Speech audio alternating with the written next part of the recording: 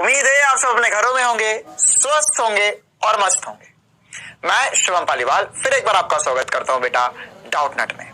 तो भैया भौतिक विज्ञान में आज से एक नया चैप्टर शुरू कर रहे हैं हम, जो है न्यूटन के गति के नियम। आज लेक्चर नंबर 1। ये काफी बढ़िया, काफी इंटरेस्टिंग और काफी इंपॉर्टेंट चैप्टर है पूरे फिजिक्स के हिसाब से।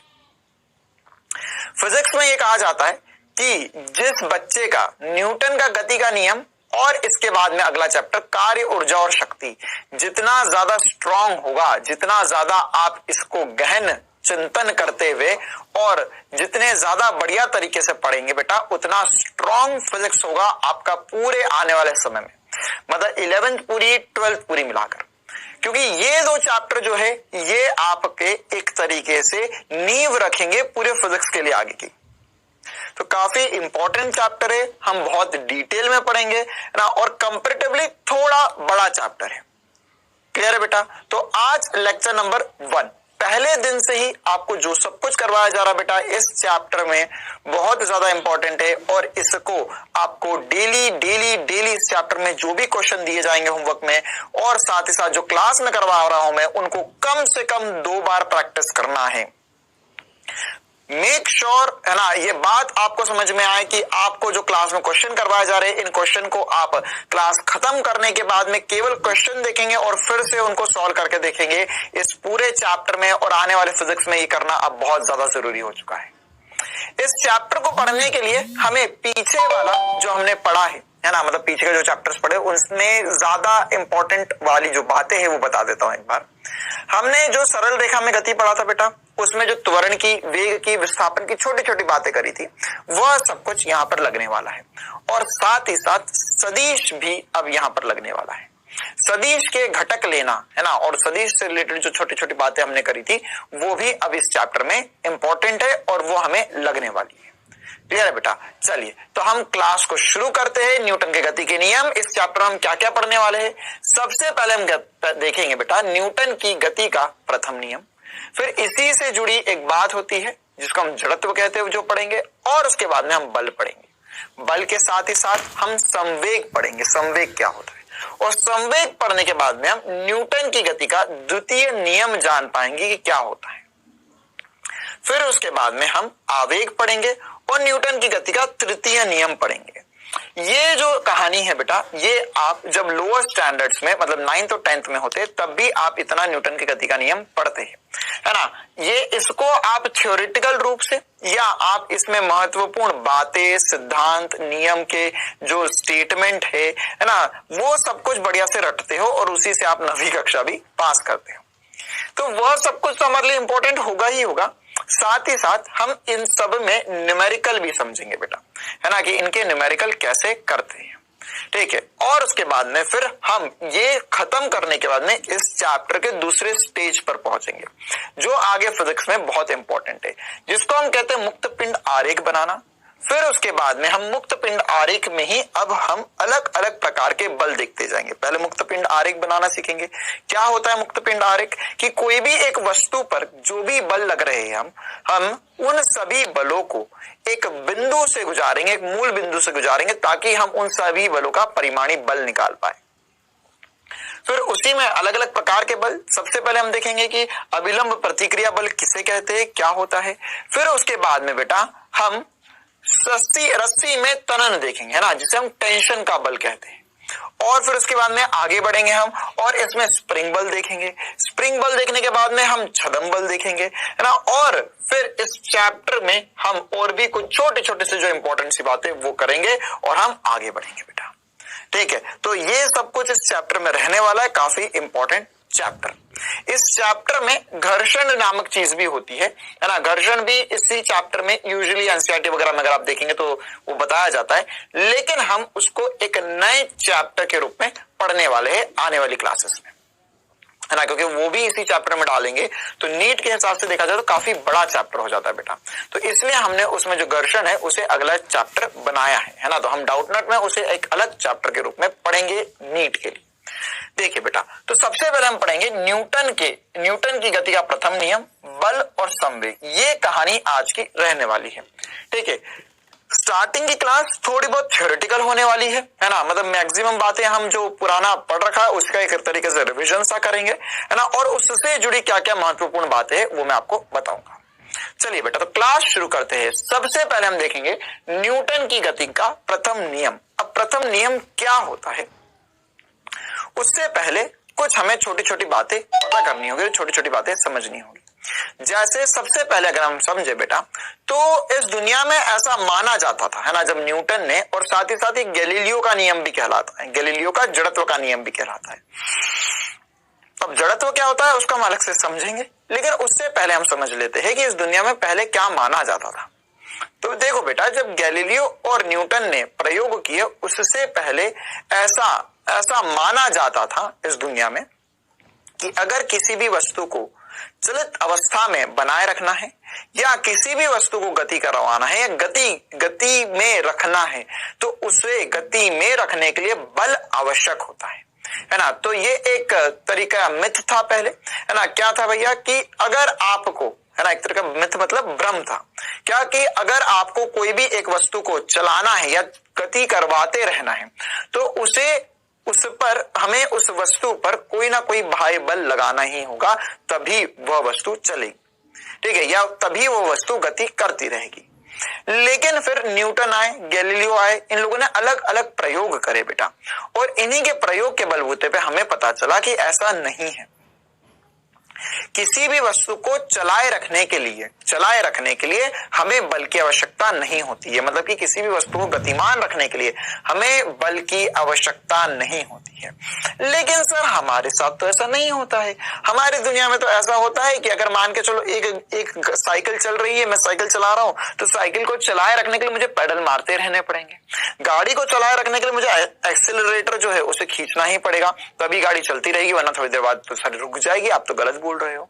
अगर मान के चलो मैंने एक बॉल को लुढ़का दिया तो लुढ़कती हुई बॉल थोड़ी देर में रुक ही जाएगी, तो अगर उस पर कोई बल नहीं लगाएंगे तो थोड़ी देर बाद रुक गई। बिल्कुल सही सोच रहे हो। यही बात पहले मानी जाती थी। अब इसी बात को जो चेंज किया वो न्यूटन के प्रथम नियम ने किया, है ना। देखो बेटा, वास्तविकता में क्या होता है, जब भी हम एक गेंद को लुढ़काते हैं या जब हम साइकिल चलाते हैं, तो हमारी साइकिल और सतह के बीच में एक और बल कार्यरत है जिसे हम घर्षण का बल कहेंगे। और इसी बल की वजह से, है ना, इसी बल की वजह से क्या होगा बेटा, इसी बल की वजह से वह साइकिल में अगर आपने पेडल नहीं मारे तो वो थोड़ी दूर जाकर रुक जाएगी। या अगर मान के चलो जो बॉल थी, है ना, जो बॉल आगे बढ़ती जा रही थी, लेकिन वो थोड़ी दूर जाके रुक गई। क्यों? क्योंकि अब आप बाह्य बल, आप तो उस पर धक्का नहीं लगा रहे हो, लेकिन फिर भी वह रुक जाएगी। क्यों रुक जाएगी बेटा? क्योंकि जैसे जैसे बॉल आगे बढ़ रही है, जैसे जैसे बॉल गति कर रही है, तो उस पे पीछे की तरफ घर्षण का बल लग ही रहा है। तो इस घर्षण की बल की वजह से भी गेंद रुक जाती है बेटा, ठीक है। तो यहां पर हमें क्या समझ में आया कि हमें नहीं पता कि वहां पे कौन सा बल था, तो वो जो बल है वो घर्षण का बल है, जो आगे जाकर हम पढ़ेंगे। मतलब उसे रोकने के लिए, है ना, उसे रोकने के लिए एक बल तो था। कौन सा बल था? घर्षण का बल, ठीक है। तो हम ऐसा नहीं कह सकते कि जब वो वस्तु को हमने ऐसा लुढ़का दिया, तो जब लुढ़कते हुए आगे जा रही थी तो इस पे कोई बल नहीं लग रहा है। लग रहा था, तभी वो आगे जाके रुकी। अगर कोई बल नहीं लगता तो वो अनंत समय तक, आदि अनादि काल तक लुढ़कती जाती, है ना। जैसे इसका एक और एग्जाम्पल मैं तुम्हें बताता हूं बेटा, है ना। जब भी तुमने कभी सोचा कि पृथ्वी पे से हमें चंद्रमा तक रॉकेट भेजना था, या मंगल ग्रह पर मंगलयान भेजा, या इसके अलावा बहुत सारे उपग्रह जो है, सैटेलाइट जो है, वो पृथ्वी के आसपास गोल गोल घूमते रहते हैं, तो सर इतना पेट्रोल आता कहां से, है ना। अगर वो ऐसा गोल गोल घूम रहा तो इसको तो एनर्जी, ऊर्जा चाहिए। तो पृथ्वी के आसपास गोल गोल घूम रहा तो उसके लिए तो पेट्रोल चाहिए। पेट्रोल भरने थोड़ी ना जाते हम रोज उसमें। या अगर हमने यहां से मंगल तक या चंद्रमा तक एक उपग्रह भेजना है, तो वहां पर उस रॉकेट को वहां तक पहुंचने के लिए बहुत ज्यादा पेट्रोल चाहिए, और वो तो बहुत ज्यादा दूर है ना भैया। तो इतना सारा पेट्रोल तो हम देते भी नहीं है, फिर भी वो पहुंच जाता है। क्यों बेटा? क्योंकि क्या होता है, जैसे ही हमारा रॉकेट जो पृथ्वी का गुरुत्वाकर्षण बल है उसे पार कर देता है तो उसे नीचे खींचने वाला कोई नहीं बचता। तो वो एक गति प्राप्त कर लेता है पृथ्वी का गुरुत्वाकर्षण बल छोड़ते ही, तो वह फिर अंतरिक्ष में पहुंच जाता है और उस पर अब कोई बाह्य बल नहीं लगता है ना। तो कोई बाह्य बल नहीं लगता तो वो फिर वो एक समान गति करते जाता है और धीरे धीरे, है ना, हम क्या करते हैं, हम ऐसा नहीं करते कि यहां से अगर मान के चल यहां पर मेरे पास चांद है, यहां पृथ्वी है, तो हम ऐसा नहीं करेंगे कि यहां से हमने रॉकेट छोड़ा और उसको इतना पेट्रोल दो कि यहां तक पहुंच जाए। नहीं नहीं नहीं, जैसे मान के चलो कि यहां तक गुरुत्वाकर्षण बल बहुत ज्यादा प्रभावी है, तो हम यहां से इसको इतना ही वेग देंगे या इतना ही पेट्रोल देंगे, कैसे भी करके गुरुत्वाकर्षण बल को पार कर जाए, गुरुत्वाकर्षण क्षेत्र बोलते वास्तविकता में उसे, उसको पार कर जाए। अब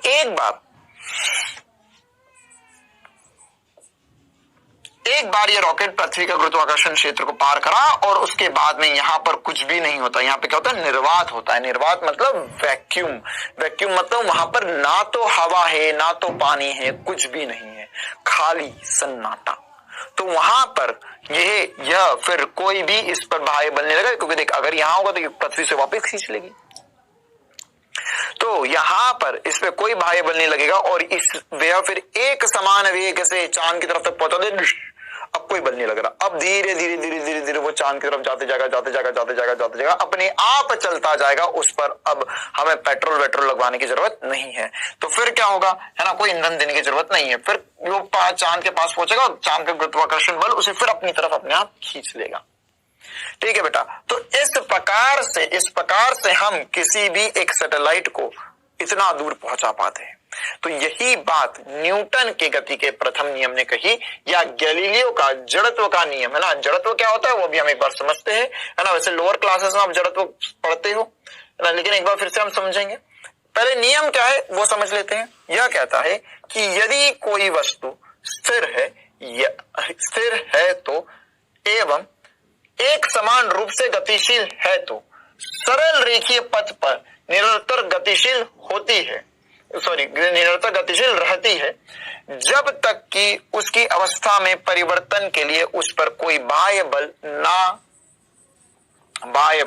ना लगाया जाए, है ना। कहने का मतलब क्या है, कहने का मतलब यह है कि अगर वह वस्तु, फिर से पढ़ते एक बार, वह वस्तु स्थिर है तो स्थिर रहेगी, एवं एक समान रूप से गतिशील है तो सरल रेखीय पथ पर निरंतर गतिशील रहेगी, है ना। मतलब चल रही है सरल रेखा में, एक सीधी लाइन में चल रही है तो चलती रहेगी, या रुकी है तो रुकी ही रहेगी जब तक उस पर कोई बाह्य बल ना लगे।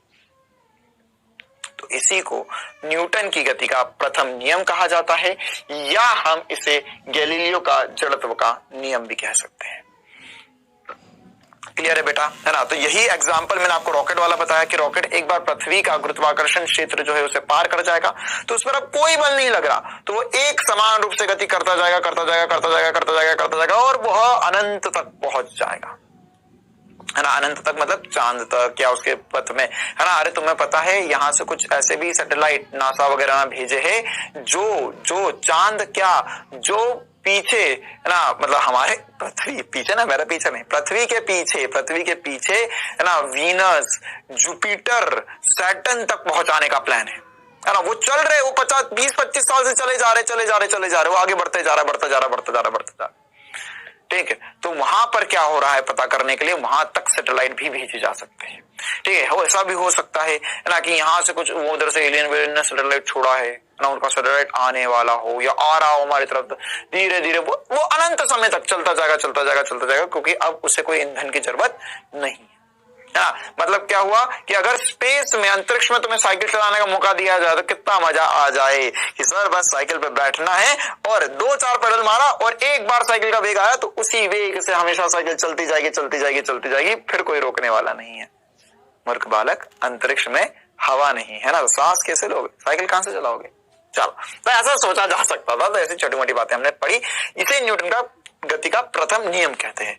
अब हम पहले समझ लेते हैं कि इस नियम से जुड़ी और क्या महत्वपूर्ण बातें हैं। सबसे इंपॉर्टेंट बात, ऐसा दुनिया में लोगों को लगता है और ऐसा कहा भी जाता है कि न्यूटन, जैसे तुमने शायद लोअर स्टैंडर्ड्स में भी पढ़ा होगा कि न्यूटन के दूसरे नियम से बल आता है।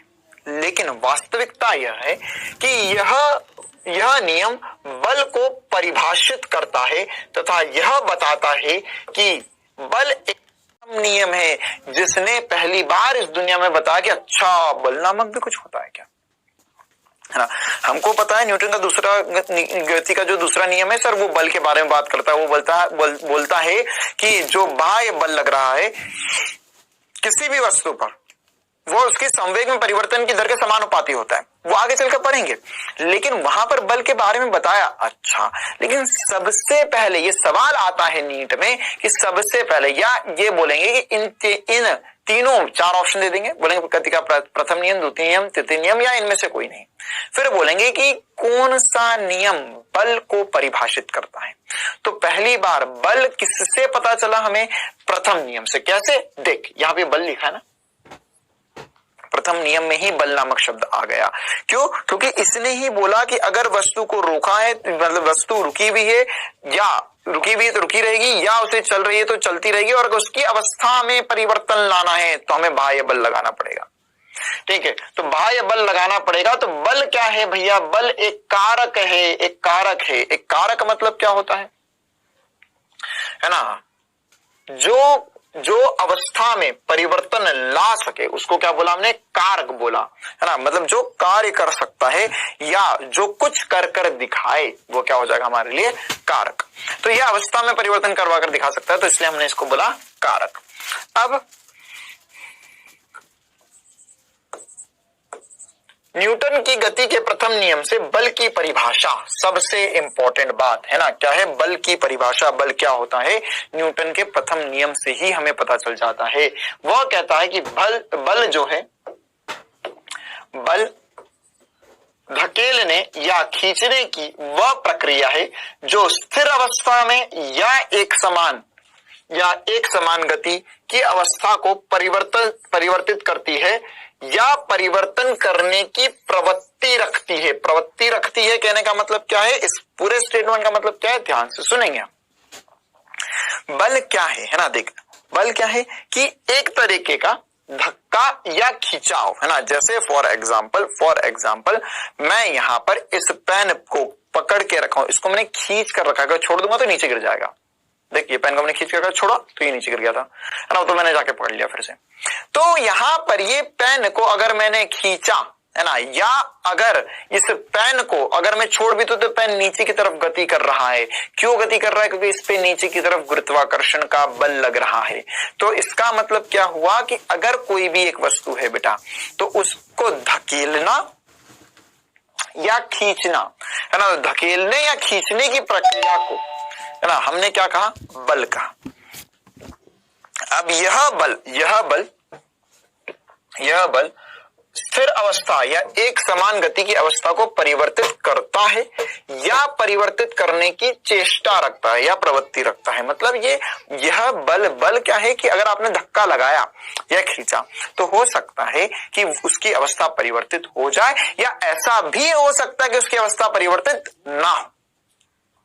जैसे मान के चलो मैं क्या, तुम एक ट्रक के सामने खड़े, तुमने सोचा आज तुम धक्का लगा दूंगा इसको भैया, है ना। तो तुमने पूरा जी जान लगा दिया अपना, है ना, पूरा जोर लगा दिया, लेकिन ट्रक जो है वो टस से मस नहीं होने वाला, ट्रक बिल्कुल भी हिलने नहीं वाला, है ना। क्यों? क्योंकि क्या तुमने बल लगाया? हाँ, तुमने बल लगाया, है ना। लेकिन तुमने बल तो लगाया, लेकिन वो बल ने किसी भी वस्तु की अवस्था में, ये वस्तु की अवस्था में परिवर्तन ना किया। अवस्था कैसी हो सकती है? दो प्रकार की हो सकती है, एक समान गति हो सकता है या विराम हो सकता है। ये हम पहले से ही पढ़ते आ गए हैं, है ना, कि एक वस्तु जो है वो तो विराम में हो सकती है, गति में हो सकती है। तो उसकी अवस्था में परिवर्तन, उसकी अवस्था में जो परिवर्तन है वो तुम नहीं ला पाए, है ना। तो क्या तुमने बल नहीं लगाया? लगाया तुमने बल ना, लेकिन क्या करा? वो परिवर्तन करने की प्रवृत्ति रखता है ना, परिवर्तन हुआ नहीं। क्लियर है कहानी बेटा, है ना। तो यह भी क्या होगा? यह भी बल ही होगा। या जैसे फॉर एग्जाम्पल, है ना, तुम्हारे पास एक कुर्सी थी, तुमने कुर्सी को धक्का लगाया, खींच लिया, बैठ गए, है ना। तो ये तुमने बल लगाया, इससे उसकी अवस्था परिवर्तित हो गई। तुमको मैंने बॉल फेंक के मारी तो तुमने बैट लिया और बैट से शॉट लगा दिया, सिक्सर। तो क्या हुआ? ये जैसे ही शॉट लगाया, महेंद्र सिंह धोनी ने मारा एक जोरदार shot, helicopter shot, helicopter shot. तो जैसे उसने हेलीकॉप्टर शॉट मारा तो उसने गेंद की अवस्था में परिवर्तन कर दिया। गेंद आ रही थी इधर, उसने उधर फेंक पहुंचा दी। बॉलर ने बॉल फेंकी तो गेंद रुकी भी थी, उसने अपने हाथ से इतनी जोर से फेंकी उसको गति मिल गई, अवस्था में परिवर्तन हुआ। तो ये भी बल लगाया, है ना। लेकिन हमने दीवार को धक्का लगाया, मेरे सामने दीवार है, मेरे सामने बोर्ड है, धक्का लगाओ, मेरे को अपना ऑफिस छोटा लग रहा है ना। हमने सोचा भैया डॉक्टर का ऑफिस बड़ा करना है, कैसे करे, है ना। तो हमने सोचा आसपास बहुत सारी खाली जगह है, चलो भैया आज सबकी छुट्टी, आज कोई बच्चों को पढ़ाएगा नहीं, आज सब मिलकर दीवार को धक्का लगाएंगे, है ना। ऐसा थोड़ी ना होता है। हाँ धक्का लगाएंगे, धक्का लगेगा, बल लगेगा, लेकिन वो दीवार हिलने वाली नहीं है, क्योंकि हमारा जो बल लगा उसकी प्रवृत्ति थी कि वह अवस्था में परिवर्तन कर दे, लेकिन नहीं हो पाया। तो इसमें कोई दिक्कत वाली बात नहीं है, ठीक है। चलो, तो ये एक छोटी सी इंपॉर्टेंट सी बात जो हमको पता होनी चाहिए न्यूटन के गति के प्रथम नियम पर आधारित। अब हम आगे बढ़ते हैं और न्यूटन के गति के प्रथम नियम में ही जो हमने बात पढ़ी थी जड़त्व, उसको समझते हैं। जड़त्व क्या होता है पहले तो यह समझना होगा। किसी पिंड या वस्तु द्वारा उसकी वर्तमान अवस्था में परिवर्तन का विरोध करने का गुण जड़त्व कहलाता है ना। बहुत इंपॉर्टेंट सी डेफिनेशन, हो सकता है आपने 9th-10th में भी पढ़ी हो, है ना। क्या कि अगर मान के चलो एक वस्तु है तो वो गतिशील भी हो सकती है, वो रुकी भी हो सकती है। तो उसकी अवस्था में परिवर्तन, अगर मान के चलो तुमने बल लगा तो तुम चाहते हो उसकी अवस्था परिवर्तित हो जाए, इसकी अवस्था परिवर्तित हो जाए, लेकिन उसकी अवस्था परिवर्तित नहीं हो रही है या वह अवस्था में परिवर्तन का विरोध कर रहा है, तो वह गुण क्या होता है, जड़त्व गुण होता है, जिसकी वजह से वो विरोध कर पा रहा है। क्लियर है कहानी बेटा, है ना। जैसे इसके बहुत सारे एग्जांपल्स हमें हमारे जीवन काल में देखने को मिलते हैं। इसका बेस्ट एग्जांपल क्या है कि सर हम एक गाड़ी में चल रहे थे, या तो कक्षा 9वीं में बताते थे, एक गाड़ी में चल रहे थे तो एकदम अचानक से ब्रेक लग गए, तो हम ऐसे आगे एकदम गाड़ी में बैठे तो एकदम से एक्सीलेट होता पीछे चले गए। तो ये हम आगे पीछे क्यों जा रहे हैं, क्योंकि मान के चलो गाड़ी रुकी हुई थी तो हमारा मन क्या था, हम नहीं चलेंगे, हम बैठे, हम नहीं चलो, एकदम से ड्राइवर ने गाड़ी आगे बढ़ा दी। तो हमारी अवस्था कैसी है, रुकी हुई अवस्था है, हम स्थिर अवस्था में। और जैसी गाड़ी आगे बढ़ी तो हम अभी भी चाहेंगे रुका हुआ रहना, लेकिन हमारे जो पैरों तले जमीन है, मतलब कि गाड़ी में बैठे तो पैरों तले जमीन मतलब क्या है, गाड़ी है, वो आगे बढ़ गई, तो पैर आगे बढ़ गए, अभी भी शरीर चाहता है मैंने जाऊंगा, तो क्या होगा, पीछे चले जाओगे तुम, ठीक है। तो ये इस वजह से क्या होगा, अगर तुम ऐसे बैठे हो तो तुम ऐसे पीछे की तरफ ले जाओ, क्योंकि तुम्हारा पांव जो है वो आगे गाड़ी के साथ चलेगा और तुम्हारा सिर पीछे रह जाएगा, तो एकदम ऐसे झटका लगेगा। तो ये किसकी वजह से, जड़त्व की वजह से। ऐसे जब गाड़ी में ब्रेक लग जाते हैं तो ऐसा ही होता है कि तुम चलते रहे एकदम से ब्रेक लग गया, तो तुम्हारे पैरों तले जमीन रुक गई, लेकिन तुम आगे निकल जाओगे, और है ना, फिर थोड़ी देर बाद अरे रुक जाओ भैया, है ना, शरीर तुम्हें रोक लेगा, वरना तुम तो बाहर फेंक जाओ, है ना। ऐसा कार्टून वार्टून में देखा कि नहीं, कि जैसे एकदम गाड़ी चल रही है, एकदम से ब्रेक लगी, तो पीछे से जो मोटू पतलू था, तो जो मोटू है वो एकदम से बाहर फेंका जाता है, या टॉम एंड जेरी में तो उसकी गर्दन ही बाहर चले जाएगी, है ना, फिर एकदम गर्दन खींच के लाएगा वो, ओह भैया जोड़ लूं वापस, ठीक है। तो वह सब कुछ किसकी वजह से हो रहा है, जड़त्व की वजह से, ठीक है। किसी वस्तु का द्रव्यमान, बहुत इंपॉर्टेंट सी बात यह है कि किसी वस्तु का द्रव्यमान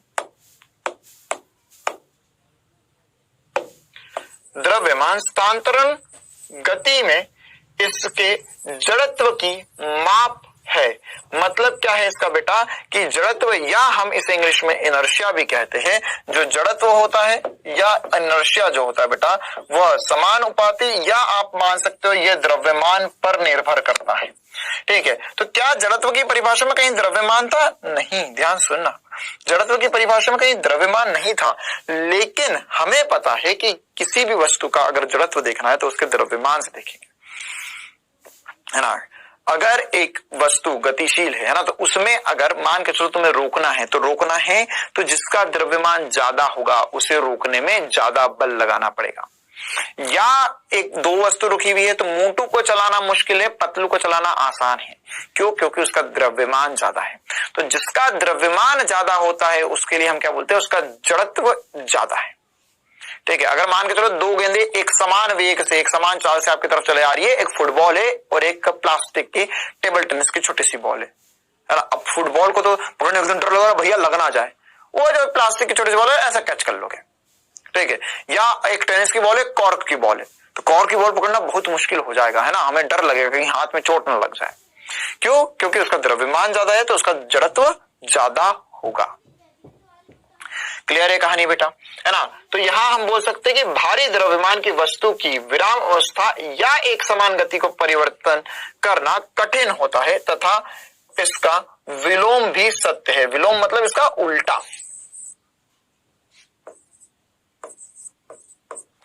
उल्टा भी सत्य। उल्टा मतलब कि अगर एक वस्तु का द्रव्यमान कम है या एक वस्तु हल्की है तो उसको अब उसकी विराम अवस्था या एक समान गति की अवस्था को परिवर्तित करना बहुत आसान होता है। ठीक है, तो ये बात समझ में आती है हमें कि जिसका जड़त्व ज्यादा होगा, मतलब जिसका द्रव्यमान ज्यादा होगा, तो आपसे कभी भी हम इनर्शिया बोलेंगे या जड़त्व बोलेंगे तो उसको आप कैसे अपने अंदर समझ लोगे? सर हम इसको समझ लेंगे हमारे खुद से द्रव्यमान से, है ना। कि अगर सर बोल रहे जड़त्व ज्यादा है मतलब क्या ज्यादा है? उसका द्रव्यमान ज्यादा है, या द्रव्यमान ज्यादा है तो उसका जड़त्व ज्यादा है, दोनों एक ही बातें हैं बेटा। क्लियर है कहानी? ठीक है, चलो आगे बढ़ते हैं, उसी को और समझते हैं कि किसी वस्तु का द्रव्यमान वस्तु के जड़त्व की मात्रक या आंकिक माप है ना। मतलब क्या है इसका कि हम कैसे मापे कि किसका जड़त्व ज्यादा। बात वही है जो मैंने बोला, वही घुमा फिरा के दूसरे शब्दों में लिखी हुई है कि हम कैसे मापे, कैसी मात्रा, किसका जड़त्व ज्यादा है। तो जड़त्व ज्यादा किससे पता चलेगा? द्रव्यमान से। जिसका द्रव्यमान ज्यादा होगा उसका जड़त्व ज्यादा होगा। अधिक द्रव्यमान वाली वस्तु का जड़त्व भी ज्यादा होता है। वही दो बातें ऊपर जो लिखी उसी को दूसरे शब्दों में लिखकर हमने बताया यहाँ पर। क्लियर है कहानी? तो बेटा हमें यह समझ में आया कि जड़त्व क्या है। जड़त्व जो है वह विराम अवस्था में परिवर्तन का विरोध करने का गुण होता है, उसे हम जड़त्व कहते हैं। जिसका द्रव्यमान ज्यादा उसका जड़त्व ज्यादा होगा। ठीक है, अब जो जड़त्व होता है बेटा वो 3 प्रकार के जड़त्व होते हैं ना। तो सबसे पहला जड़त्व जो होता है वो विराम अवस्था का जड़त्व कहलाता है, जिसे हम इनर्शिया ऑफ रेस्ट भी कहते हैं। अब ये क्या होता है सर? ये होता है कि यह किसी वस्तु द्वारा उसकी विराम अवस्था को स्वयं द्वारा परिवर्तन करने की अक्षमता को व्यक्त करता है। या हम इसे ऐसा भी कह सकते हैं कि वह अपनी विराम अवस्था को परिवर्तित करने में, है ना, मतलब विराम अवस्था से गति में आने के लिए जो विरोध दे रहा है ना, वह क्या है? एक तरीके से विराम अवस्था का जड़त्व। यह किसी वस्तु द्वारा उसकी विराम अवस्था को स्वयं द्वारा परिवर्तित करने की अक्षमता को व्यक्त करता है। क्या हो गया इसका मतलब कि जैसे जो वस्तु इसको ऐसा भी समझ सकते कि हमने जो न्यूटन का प्रथम नियम पढ़ा था, गति का प्रथम नियम पढ़ा था, उसमें पहला स्टेटमेंट पढ़ा था जो वस्तु स्थिर है वह स्थिर ही रहना चाहती है। ठीक है, तो उसी चीज को हम बोल सकते हैं कि यह क्या है? जड़त्व। कौन सा? विराम अवस्था का जड़त्व। इसके काफी सारे एग्जांपल्स थोड़े इंपॉर्टेंट है। हमको ऐसा पूछ सकते हैं कि जैसे ये वाला एग्जांपल है तो किसकी वजह से हुआ, है ना, मतलब विराम अवस्था के जड़त्व की वजह से हुआ, गति के जड़त्व की वजह से हुआ। ऐसी बातें छोटी छोटी पूछी जा सकती है। तो एग्जांपल्स देख लेते बेटा। पहला एग्जांपल, जब आम के पेड़ की एक डाली, ऐसे बहुत सारे एग्जांपल, मैं 2-3 ही बता रहा हूं, ऐसे बहुत सारे एग्जांपल्स होते हैं, है ना, कि एक डाली को हिलाया जाता है तो आम टूटकर नीचे गिर जाता है ना। या ये तो ऐसे कॉमन सेंस की बातें सब बहुत बार भी देखते हैं हम कि सर अगर तेज हवाएं चल रही तो पेड़ की पत्तियां नीचे गिर जाती। क्यों? क्योंकि उसकी उसमें जो डालियां होती है वह हिलने लग जाती है। तो जैसे डाली हिलती है तो उसकी वजह से क्या होगा? पत्तियां, फल सब टूटकर नीचे गिर जाते हैं। अब ये कैसे टूटकर नीचे गिरे उसको हम प्रैक्टिकली समझते हैं। एक बार देखो, मान के चलो कि यहाँ पर ये एक डाली है और उसे फल टंगा हुआ है। तो अभी पहले दोनों आराम, जिंदगी आराम से चल रही है, सोए हुए हैं दोनों, आराम जीवन में। अचानक से हवा चली, तो अब अचानक से हवा चली तो ये डाली के नीचे जो फल है या पत्ती है तो अभी भी जाएगा। उसको थोड़ी ना पता कि वो एकदम से चल दिया, है ना। अब वो तो क्या था, उसको जिसने पकड़ के रखा था वो एकदम से आगे बढ़ गया, तो वो तो अभी भी विराम में रहना चाहेगा। तो वो विराम में रहना चाहेगा, लेकिन ऊपर वाली जो डाली थी वो तो गति कर गई। तो वो अगर विराम में रहना चाहेगा, नहीं मैं नहीं जा रहा, तो ऊपर से टूट गया तो वो नीचे गिर गया। ठीक है, या ऐसा भी इसके बहुत सारे एग्जाम्पल्स है ना। जैसे हम मान के चलो कि हम एक बेड पे सोए हुए हैं, है ना, और एकदम से अचानक से भूकंप आ गया, भूकंप हो गया तो क्या होगा, एकदम से तुम नीचे गिर जाओगे, या उस पर रखी हुई चीजें नीचे गिर जाएगी, या मतलब जैसे टेबल पे जो रखा हुआ सामान एकदम नीचे गिर जाएगा। क्यों? क्योंकि नीचे जो तल है वो गति में आ गया, तो उसकी वजह से ऊपर जो वस्तु है वो तो अभी भी विराम अवस्था में रहना चाहिए, तो वह सब नीचे गिर जाएगी, या है ना। या इसके अलावा और एक और एग्जांपल देख लेते हैं। अभी हमने समझा कि जब बस अथवा रेलगाड़ी अचानक चलना शुरू करती है तो उसमें बैठे यात्री को पीछे की तरफ धक्का लगता है। क्यों धक्का लगता है? क्योंकि एकदम से गाड़ी रुके तो पीछे की तरफ धक्का। क्यों?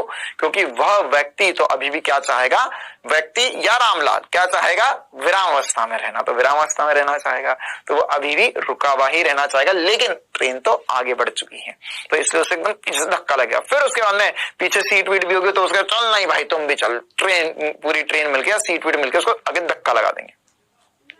अरे तुम मान के चलो ऐसे बैठे हुए हो, इधर ट्रेन चली तो पीछे सीट की तरफ टिक जाओगे ना, अब सीट तो ट्रेन से जुड़ी है, वो आगे तुम्हें ले जाएगी फिर। या तुम्हारा जो शरीर है वो तो पूरा एक है ना, टॉम एंड जेरी थोड़ी ना, तुम आगे पांव खींच गए तुम्हारा पूरा शरीर पीछे रह गया, ऐसा तो ना होता हमारे साथ। जब घोड़ा अचानक गति करना प्रारंभ करता है तो उसका सवार पीछे की ओर गिर जाता है ना, यह भी उसी का एग्जाम्पल है, घोड़ा आगे बढ़ गया सवार पीछे गिर जाएगा। या इसके अलावा और भी एग्जाम्पल, जैसे मान के चलो कि तुम्हारे एक है ना सावधानी, चेतावनी, कृपया घर पर इसे ट्राई ना करे ना, तो आपके साथ ट्राई कर लो मुझे कोई दिक्कत नहीं है, आपके साथ जो उसके बाद होगा उसका जिम्मेदार ना तो मैं हूं ना तो हम में से कोई जिम्मेदारी लेगा। ठीक है, बोलना मैं डाउट नेट पे सर ने बोला था ऐसा करके देख लो। मान के चलो कि तुम्हारे पास टेबल पे कुछ कांच का सामान रखा हुआ है ना, और उसके नीचे कपड़ा बिछा हुआ है। ठीक है, तो अगर तुमने बहुत तेजी में कपड़ा खींच लिया तो जो सामान है वो वहीं रह जाएगा टेबल पर ही, और तुम्हारा कपड़ा बाहर आ जाएगा। क्यों? क्योंकि तुमने कपड़ा खींचा तो वहां पर जो सामान था, ये मान के चलो ये यहाँ पे पेन है या कांच का सामान, कांच का पेन है भैया, तो ये यहाँ पर चादर थी, तो जैसे ही खींचा तो ये तो अभी भी विराम में रहना पड़ा, इसके नीचे से चादर चली गई तो ये भी अभी विराम में, तो ये विराम में रहना चाहिए, तो जैसे ही चादर गई तो ये नीचे टेबल पे गिर जाएगा, ये टेबल पे जाकर पैसा का वैसा रखा जाएगा। ट्राई मत करना, उसके लिए बहुत प्रैक्टिस चाहिए, है ना। अगर तुमने थोड़ी भी गड़बड़ कर दी, तुम्हारे मन में जरा भी हिचक आई तो सारा सामान जो है वो चादर या कपड़े के साथ आ जाएगा और पूरे रूम में बिखर जाएगा, है ना। तो इसके बाद में जो तुम्हारे घर में तुम्हारे साथ मम्मी फायरवर्क्स खेलेगी, है ना, उसकी जिम्मेदारी हमारी नहीं है ना। फिर उसी कंबल में या उसी चद्दर से तुम्हारी कुटाई भी हो सकती है। इसके अलावा और भी एग्जांपल, अरे इसके बहुत सारे एग्जांपल है ना, बचपन में किए होंगे कि एक मान के चलो सर हमने ग्लास लिया, ग्लास के ऊपर एक कार्डबोर्ड रख दिया, एक पुष्टा और उसके ऊपर एक सिक्का। अगर मैं पुष्टे को बहुत तेजी से मारूं तो सिक्का कांच के ग्लास के अंदर गिर जाएगा। क्यों? क्योंकि पुष्टा हटा और जो सिक्का है वो, ऐसा किया ना भैया, करके देख लो, ये करके देख सकते हो, हाँ ये एग्जांपल करके देख सकते हैं सर, है ना। जैसे मान के चलो यहाँ पर ये सिक्का यहाँ पर रखा हुआ था, तो अब जैसे ही मैंने इसे फ्लिक किया या इसे यहाँ पर कोने से पुष्टे को मारा तो पुष्टा आगे बढ़ जाएगा और सिक्का जो है वो नीचे गिर जाएगा। तो ये सारे एग्जाम्पल किसके हैं भैया? यह विरामावस्था का जड़त्व के एग्जाम्पल है। इसी प्रकार से गति का जड़त्व देख लेते हैं। ये क्या कहता है? ये बस अब जैसे विरामावस्था वाला विराम में रहना चाहेगा, वैसे ही गति वाला हमेशा गति में रहना चाहेगा। तो इसका मतलब क्या हुआ? इसके अनुसार एक समान रूप से गतिशील वस्तु स्वयं अपनी गति की अवस्था को परिवर्तित नहीं कर सकती है। इस गुण को गति का जड़त्व कहते हैं, है ना। मतलब कि अगर वो कोई गति में है तो वैसा नहीं चाहिए गति है तो रुक जाऊं मैं अपने आप, नहीं। जब तक कोई बाह्य बल नहीं लगेगा तब तक वह गति करती जाएगी। ठीक है, जैसे जब एक गतिशील बस, अब ये देखो उल्टा, बस वाला एग्जांपल तो हर जगह फिट होता है। बस चल रही थी, ब्रेक लग गए, अचानक रुकती है बस या ट्रेन, अचानक रुकती है तो उसमें खड़े यात्री आगे की ओर गिर जाते हैं, है ना, आगे की ओर गिर जाते हैं। क्यों गिर जाते हैं? क्योंकि बस एकदम अचानक से आगे की तरफ, मतलब बस एकदम से रुक गई लेकिन हम तो आगे की तरफ ही जा रहे थे। अरे मान के चलो मैं बस में था तो मेरे को लग रहा मैं तो आगे जा रहा हूँ, एकदम बस रुक गई तो मेरे पैर से जमीन रुक गई, लेकिन फिर भी मैं तो गति में हूँ यार, तो मैं आगे की तरफ चले जाऊंगा। फिर मैं ऐसा रोक लिया, यार भैया रुक जा, गिर बजाएगा, है ना। ऐसा देखो ब्रेक लगा दे लोग, गिर जाते हैं। अच्छा बस में खड़े हुए रहे है ना, जैसे कोई हीरो बनते हैं है ना, उनको पता है कि बस अभी थोड़ी देर में ब्रेक लगा देगी, लोकल बस में है ना। लोकल बस वाले कैसे खतरनाक चलाते, ब्रेक लगाए करके चलाते है ना, ऐसे उनके हॉर्न वॉर्न भी खतरनाक होते, तो धूम मचाले वाला हॉर्न लगा लेंगे, ठीक है। तो टेने ने ऐसे हॉर्न लगा लेंगे और वैसे खतरनाक तरीके से बस निकालते रहते। अब बस में एक आदमी जरूर खड़ा था है ना, एक हीरो बनता बच्चा, वो बिना किसी का सहारा लिए हुए ऐसे जाके बस में खड़ा हो जाएगा, तुरंत बस वाला ब्रेक लगा, आगे गिरेगा वो, ठीक है। क्यों गिरा? गति का जड़त्व। ऐसे ही जब कोई व्यक्ति किसी गतिशील ट्रेन से बाहर की ओर कूदता है ना, हाँ ये भी चेतावनी भरी वाक्य है, ये होता है ना, ये एग्जाम्पल है, कृपया खुद ट्राई ना करें। ये भी खुद को कभी ट्राई नहीं करना है। क्या कि अगर एक गतिशील ट्रेन है ना, जैसे चलती हुई ट्रेन या चलती हुई बस से जब आप आगे की तरफ कूदोगे है ना, तो आपको यह बोला जाता है हमेशा कि आगे की तरफ है ना, आगे की तरफ होकर गिर जाता है। या अगर एक थोड़ी भी गति के साथ एक बस चल रही है, उसमें से अगर बाहर आप नहीं कोई दूसरा व्यक्ति कूदने की कोशिश करे तो वो हमेशा आगे की तरफ मुंडी करके उसमें से उतरता है ना। या बस हल्की से रुक भी रही तो आगे की तरफ मुंडी करके ऐसा रुक कर आगे जाते हैं। क्यों? क्योंकि बस गति में थी, तो अगर आप ये बस इधर जा रही थी, अब मैं बस के बाहर आ गया भैया है ना, एक पाँव भैया मेरे को कूदना है चलती हुई बस में ना, देखो लोग भारत देश में तेजस्वी लोगों की कमी थोड़ी ना है। बस वाला ब्रेक लगाने वाला है, बस वाला बस रोकेगा, बस एकदम धीरे करे, लेकिन भाई कूदना है, भाई को कूदना है ना। वो पीछे वाले गेट पे 2-3 खड़े हुए रहेंगे, उनको पता है कि बस रुकेगी आगे जाके, तब उतर जाएंगे। नहीं, ऐसे कैसे है ना, वो क्या बस एकदम धीमी हो जाएगी तभी कूद जाएंगे, हीरो बनने के लिए, दिखाने के लिए, अरे हम तो पहले ही उतर गए, वो बस उतर गई, हम तो यहीं उतर गए है ना। फालतू की हीरोगिरी है ना, ऐसी हीरोगिरी हमें बिल्कुल नहीं करनी है कभी भी जीवन में, ध्यान रखना है ना। ये खतरे होते हैं, इनसे हमें नहीं खेलना है ना। खेलना हो तो फिजिक्स से खेलो, इन खतरों से जो मैं यहाँ पे सिखाता हूं, जो न्यूमेरिकल करवाता हूं, उनसे खेलो, तो इनका आपको बाद में रिजल्ट भी मिलेगा। उसका रिजल्ट खतरनाक हो सकता है ना। गए थे 2 पैर से, उठोगे 1 पैर से। देखो यहाँ पर, तो ये अगर आदमी से कूदना चाह रहा है तो क्या होगा भैया, वो आगे की तरफ मुंडी कर लेता है। क्यों? क्योंकि वो गति में है। तो अगर वह आगे की तरफ जैसे कूदता है तो 2-4 कदम तक आगे चलता है, फिर रुक जाता है। क्यों? क्योंकि वह जब चलती हुई बस से बाहर आया तो वह भी गतिशील था। अगर उल्टा मुंडी करके कूद गया तो उसके पास गति इधर रहेगी और वो जाना चाहेगा इधर, तो बहुत जोर का झटका लगेगा।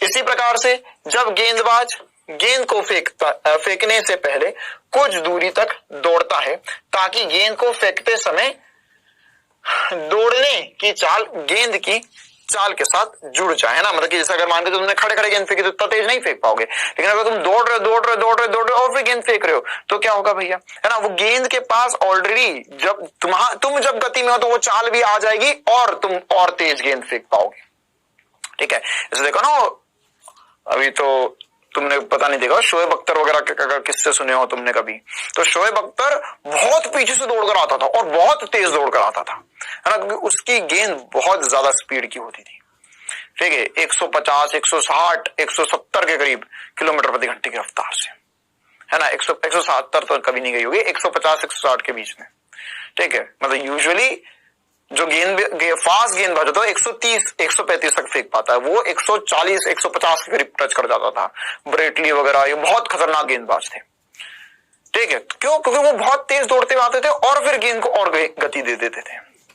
या इसी प्रकार से, है ना, कि जब एक गेंद को कैच करना है तो ये भी यही फंडा होता है कि गेंद बहुत ज्यादा रफ्तार में आ रही है, बहुत ज्यादा गति में आ रही है, तो धोनी पीछे खड़े होकर ग्लव्स पहन के खड़ा रहता है, तो गेंद आ रही तो उसको पकड़ के तो पीछे हाथ ले जाता बार बार।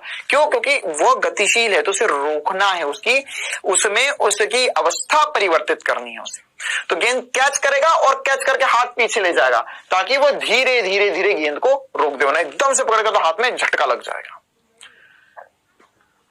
क्लियर है बात बेटा, है ना। तो यह सब कुछ क्या हो रहा है, गति का जड़त्व। ऐसे ही दिशा का जड़त्व, ये इंपॉर्टेंट है हमारे लिए। क्यों इंपॉर्टेंट है? क्योंकि गति का जड़त्व और विरामावस्था का जड़त्व के जो एग्जाम्पल है वो लोअर स्टैंडर्ड्स में भी काफी ज्यादा पढ़े जाते हैं और वो यूजुअली बच्चों को पता भी होते हैं, लेकिन गति के जड़त्व के एग्जाम्पल बहुत कम पता होते हैं। और ये एम्स में एक बार सवाल पूछा जा चुका है इस पर, है ना, तो हम इसको थोड़ा सा बढ़िया तरीके से 2-3 एग्जांपल से समझेंगे। पहले क्या होता है ये समझ लेते हैं कि एक गतिशील वस्तु स्वयं अपनी गति की दिशा को परिवर्तित नहीं कर सकती, है ना। ये क्या हुआ भैया, अब पहली बात तो चल रही तो चलती रहेगी, है ना, रुकी थी तो रुकी भी रहेगी। अब अगर वह चल रही है और उसकी दिशा परिवर्तित करना है तो उस पर भी बाह्य बल लगाना पड़ेगा, उसके बगैर दिशा परिवर्तित नहीं होगी। तो ये जिस गुण की वजह से वो अपनी दिशा के परिवर्तन का विरोध करेगी, ये चाहो तो ऐसा भी लिख सकते हो, वस्तु का वह गुण जिसकी वजह से वह अपनी दिशा में परिवर्तन का विरोध करती है, उसे हम दिशा का जड़त्व कहते हैं बेटा।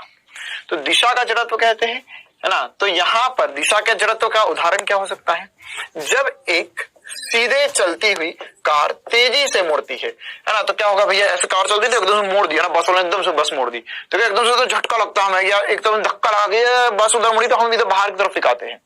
क्यों? जड़त्व की वजह से। उसके अंदर बैठा व्यक्ति त्रिज्यीय बाहर की ओर बल अनुभव करता है। त्रिज्यीय बाहर की ओर मतलब क्या होता है कि जैसे बस इधर की तरफ घूमी तो इसके त्रिज्या के अनुदिश या त्रिज्या के सापेक्ष तो नहीं बोलना चाहिए, अनुदिश ही उसके लिए सही शब्द है। त्रिज्या के अनुदिश मतलब त्रिज्या अगर ये ऐसे घूमी तो इसकी त्रिज्या कहां, ये रही, अरे बस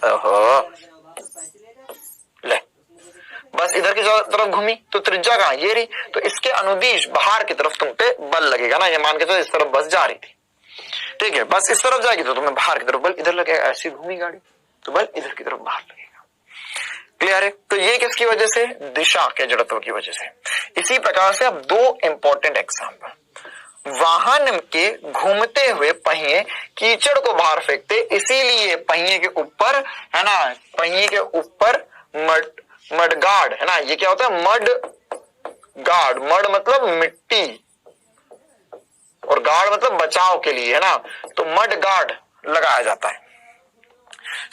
एक स्थित मडगार्ड होता है, या इसके अलावा आपने देखा होगा ना कि जैसे जहां पर ज्यादा कीचड़ विचड़ होता है, तो अगर जैसे तुम्हारा उधर कीचड़ विचड़ होता हो तो तुमने देखा होगा कि बाइक के आगे वो एक ऐसा प्लास्टिक सा कुछ लगा लेते हैं, ठीक है, जहां पे आगे का टायर होता है उसके पीछे प्लास्टिक का एक कवर सा लगा देते हैं ताकि उनके ऊपर कीचड़ उछल करना है। या पीछे की तरफ भी क्या लगा देते हैं, पीछे की तरफ भी एक रबर का एक एक्सटेंशन, जैसे मडगार्ड तो गोल होता है, उसके पीछे एक और रबर का एक्सटेंशन भी लगा देते हैं ना। अरे साइकिलों के पीछे भी बहुत लगा हुआ होता है ना, जैसे ये साइकिल का टायर होता है,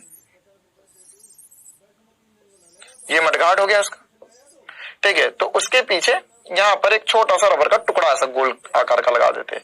इसके ऊपर ऐसे कुछ ना कुछ कहावतें लगा लेते हैं, है ना, कि जैसे अपनी बाइक के पीछे लगवा लिया, बड़ी होके वॉल्वो बनूंगी, या साइकिल के पीछे लगवा, ये साइकिल के पीछे वाले टायर में लगा, कुछ भी ऐसा वाक्य लिखवा लेते हैं, है ना, कि मेरा नाम राजू, राजू की साइकिल, ऐसा कुछ भी अजीब अजीब सा लिखवा लेते लोग। तो वो क्या है, वो क्या है, मतलब वो वास्तविकता में क्यों लगाया गया है, क्योंकि जब ये साइकिल का टायर घूमेगा, है ना, अभी साइकिल आगे बढ़ रही है, साइकिल का टायर घूमेगा तो देखो ये जमीन से कीचड़ अपने साथ चिपका लेगा, जैसे घूमने लगा तो उसके ऊपर कीचड़ चिपक जाएगा। अभी कीचड़ चिपकेगा और जैसे ही ये थोड़ा आगे बढ़ा तो अब क्या हो रहा, हर क्षण पर कीचड़ की दिशा, मतलब टायर की दिशा तो चेंज होती जा रही है, यहाँ पर इधर जाएगा, इधर इधर इधर, यहाँ पे टायर इधर जाना चाह रहा है, इधर जाना चाह रहा है, इधर वृत्तीय गति कर रहा है, घूम रहा टायर। तो ये कीचड़ क्या करेगा भैया, कीचड़ यहाँ पर से स्पर्श की दिशा में से बाहर उड़ जाएगा। ऐसा देखा होगा ना कि साइकिल जब चलती है ना, या गाड़ी चल रही है तो उसके पीछे से ऐसे मिट्टी उड़ती है ना, मिट्टी या कीचड़ उड़ जाता है, वो कैसे दिशा होती है, स्पर्श की दिशा में। क्यों? क्योंकि वो दिशा परिवर्तित नहीं करना चाहते, कीचड़ तो चिपक के वाला ना, मतलब ऐसे ही जाऊंगा, है ना, अब वो टायर बोले नहीं इधर जाओ, तो बोलते नहीं मतलब इधर जाऊंगा, तो ऐसा उड़ जाता है, ठीक है, तो ये इस दिशा में उड़ जाता है। तो ये अगर ये मडगार्ड टाइप लगा हुआ कुछ होगा तो वो उसे बचा लेगा, आपके ऊपर कीचड़ नहीं गिरने देगा। क्लियर है ना, जैसे वो ट्रक वाले भी लगाते हैं इसको पीछे, है ना, और ट्रक वाले भी पीछे लिखवा लेते हैं बड़ा बड़ा सा, है ना, कि बुरी नजर वाले तेरा मुंह काला, है ना, ऐसे कुछ, या ऐसे कुछ लिखवा लेते हैं, वो मैजिक वाले भी है ना, जो लोकल बस वगैरह वाले चलते हैं, वो वाले भी ऐसे लिखवा लेते हैं ना कि ऐसे मत देख पगली प्यार हो जाएगा, हंस मत पगली प्यार हो जाएगा ना। तो ये सब क्या है, वो सब इसके ऊपर लिखवाते हैं। वो क्या है, वो रबर का मडगार्ड होता है, ठीक है, वो कीचड़ उछलने से बचाता है। लेकिन भारत में तेजस्वी लोगों की कमी नहीं है ना, वो वहां पर भी क्रिएटिविटी दिखा देते हैं। ऐसे ही जब बेटा ग्राइंडिंग स्टोन क्या होता है, जिससे चाकू की धार वगैरह बनती है ना, तो उसके ऊपर भी अगर आपने देखा हो तो जैसे उसके ऊपर चाकू लगाते हैं धार तेज करने के लिए, तो वहां से भी स्पार्क्स है ना, चिंगारियां निकलती है ऐसी त्रिज्य दिशा में। तो वह भी किसकी वजह से है, वहां चिंगारियां उत्पन्न होती है। तो ये जो चिंगारियां है वो स्पर्श की दिशा में गति करती है, किसकी वजह से है, सब कुछ दिशा का जड़त्व। तो ये एग्जाम्पल जो है वो ध्यान रखने हैं आपको। क्लियर है कहानी? चलो बेटा, अब इसके ऊपर एक दो छोटे छोटे से क्वेश्चंस करवा देता हूं मैं आपको, फिर हम आगे बढ़ेंगे और इस पर और भी इंपॉर्टेंट चर्चा करेंगे। तो एक सबसे बढ़िया और बहुत ही जोरदार एग्जाम्पल है ना, ये जो एग्जाम्पल है इंपॉर्टेंट एग्जाम्पल है, मतलब कि जड़त्व के ऊपर एक ही एग्जाम्पल है और ये बहुत सोचने विचारने वाला एग्जाम्पल है। बोला गया है कि 1 किलो का एक पिंड एक डोरी ए से लटकाया गया है। फिर बोला है कि इसे निचले भाग में एक अन्य डोरी सी, है ना, देखिए एक डोरी ए है, ये डोरी सी है और जो ब्लॉक है वह बी है। फिर बोला है कि यदि सी पर अचानक झटका दिया जाए तो डोरी का कौन सा भाग टूटेगा, मतलब ए से बी वाली डोरी टूटेगी या बी से सी वाली डोरी टूटेगी या डोरी का कोई भाग नहीं टूटेगा या द्रव्यमान घूमने लगेगा। एकदम से खींचा, झटका दिया। तो देखो बेटा, अब इसमें दो बातें होती है कि एक झटके से देकर तोड़ना और एक धीरे धीरे धीरे खींचकर तोड़ना। तो जैसे ही मैं झटका दूंगा तो बेटा देखिए, ये जो द्रव्यमान है, ध्यान समझना है इसका रीजन, ये जो द्रव्यमान है यह अभी हमने पढ़ा विराम अवस्था का जड़त्व।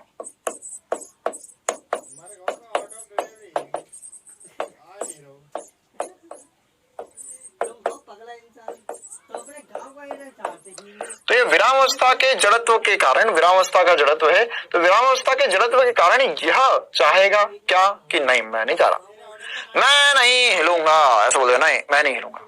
लेकिन रस्सी खींची तो रस्सी खींची तो विरामावस्था का जो जड़त्व है वो इसे रोकना चाहेगा, वो इसे हिलने नहीं देना चाहेगा। तो ये जो रस्सी वो यहां से टूट जाएगी। क्यों? क्योंकि ये तो नहीं हिल रहा, ये नहीं हिलेगा, तो रस्सी जैसे ही खींचोगे तो ये इस बिंदु से कट जाएगा, मतलब बीसी भाग से डोरी कट जाएगी, बीसी भाग से डोरी टूट जाएगी। फिर से समझो, क्या है, एक ऊपर रस्सी है, नीचे द्रव्यमान, एकदम मैंने खींच दिया, तो जैसे ही खींचूंगा तो ये नहीं हिलेगा, क्यों? क्योंकि ये विराम में रहना चाहेगा।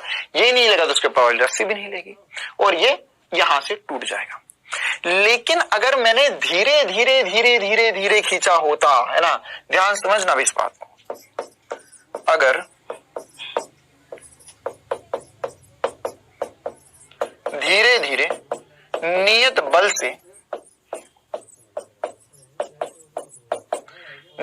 से डोरी को, या हाँ डोरी लिखा हुआ, चलो ठीक है, डोरी को खींचा जाता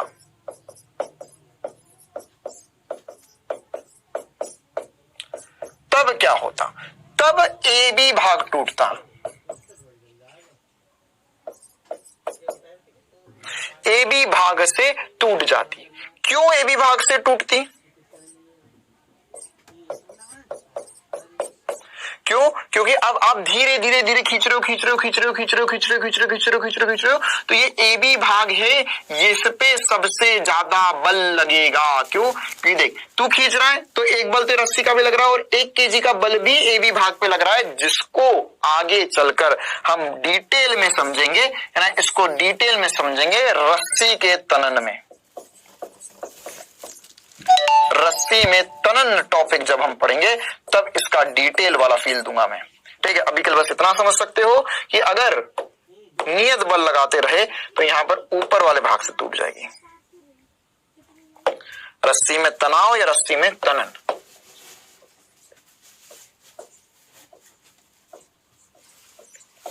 क्लियर है बेटा? चलो एक और एग्जाम्पल कर लेते हैं, है ना, ये एकदम आसान सा एग्जाम्पल। बोला है कि जब एक घोड़ा यकायक दौड़ने लगता है तो घोड़सवार पीछे की ओर गिर जाता है। ये अभी हमने सीखा, ये किसकी वजह से है भाई? क्यों? क्योंकि अब आप धीरे धीरे धीरे खींच रहे हो तो ये AB भाग है, इस पे सबसे ज्यादा बल लगेगा। क्यों? क्योंकि देख तू खींच रहा है तो एक बल तो रस्सी का भी लग रहा है और 1 kg का बल भी AB भाग पे लग रहा है, जिसको आगे चलकर हम डिटेल में समझेंगे, है ना, इसको डिटेल में समझेंगे रस्सी के तनन में। रस्सी में तनन टॉपिक जब हम पढ़ेंगे तब इसका डिटेल वाला फील दूंगा मैं। ठीक है, अभी के लिए बस इतना समझ सकते हो कि अगर नियत बल लगाते रहे तो यहां पर ऊपर वाले भाग से टूट जाएगी। रस्सी में तनाव या रस्सी में तनन।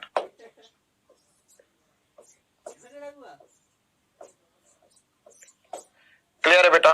चलो एक और एग्जांपल कर लेते हैं, है ना। ये एकदम आसान सा एग्जांपल बोला है कि जब एक घोड़ा यकायक दौड़ने लगता है तो घोड़सवार पीछे की ओर गिर जाता है। ये अभी हमने सीखा। ये किसकी वजह से है भैया? यह जड़त्व की वजह से है ना। तो क्या होगा? इसका कारण है कि घोड़सवार पीछे हट जाता है। नहीं, घोड़सवार डरने के कारण गिर जाता है। नहीं, ऐसा थोड़ी ना, घोड़सवार डर थोड़ी लगा, उसका ही घोड़ा है भैया। विराम के जड़त्व के कारण, हाँ बिल्कुल, ये किसकी वजह से होता है? विराम के जड़त्व के कारण। क्लियर है बेटा? तो एक और बहुत ही बेहतरीन सा एग्जांपल हमने डिस्कस कर लिया। चलो बेटा अब हम आगे बढ़ते हैं और इसमें अगला टॉपिक देखते हैं। हाँ तो बेटा अब हम बातें करते हैं बल पे।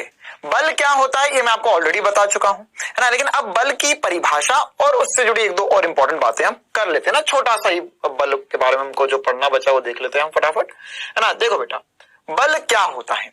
यह एक प्रकार का खिंचाव या धक्का जो किसी भी वस्तु की स्थिर अवस्था या एक समान गति की अवस्था, इतनी देर से हम यही दो पे चर्चा कर रहे हैं, या तो स्थिर अवस्था होगी या एक समान गति की अवस्था होगी। तो एक समान गति की अवस्था या स्थिर अवस्था हो तो उसमें क्या करते हैं हम, है ना। उसमें अगर गति विराम में है तो हमेशा विराम में रहना चाहती है, गति कर रही है तो गति करना चाहती है, एक समान गति। लेकिन इनको बदलने के लिए, इनको पलटने के लिए कौन चाहिए? बल चाहिए, है ना। मतलब इसको बदलने के लिए खिंचाव या धक्का, जिसको हमने क्या होता है? बल, है ना। तो यहां पर एक समान गति की अवस्था को परिवर्तित करता है या परिवर्तन करने की प्रवृत्ति रखता है ना। ये अभी हमने जब आपको बल की पहली बार परिभाषा बताई थी तो ये सब कुछ समझा दिया अभी थोड़ी ही देर पहले। ये प्रवृत्ति रखता है, कहने का मतलब क्या है? ये कोशिश भी करो अगर आप, तो वह भी ऑब्वियस बात है, नहीं वस्तु हिल पा रही है, नहीं उसकी अवस्था परिवर्तित हो पा रही, तो इसमें आपकी क्या गलती है? आप तो अपना कार्य कर रहे हो, आप तो अपना बल लगा रहे हो। अब हम यह देख लेते हैं कि परिमाणी बल के प्रभाव क्या क्या होते हैं। तो परिमाणी बल के प्रभाव की अगर हम बात करें तो किसी वस्तु पर कार्यरत अशून्य परिमाणी बल निम्नलिखित प्रभाव उत्पन्न कर सकता है। अब क्या क्या प्रभाव उत्पन्न कर सकता है? ये तो कॉमन सेंस की बात है। चल रही है तो रोक देगा, रोक रही है तो चल सकता है ना, और दिशा बदल सकता है। उन्हीं को हम ऐसे पॉइंट के रूप में लिख सकते हैं।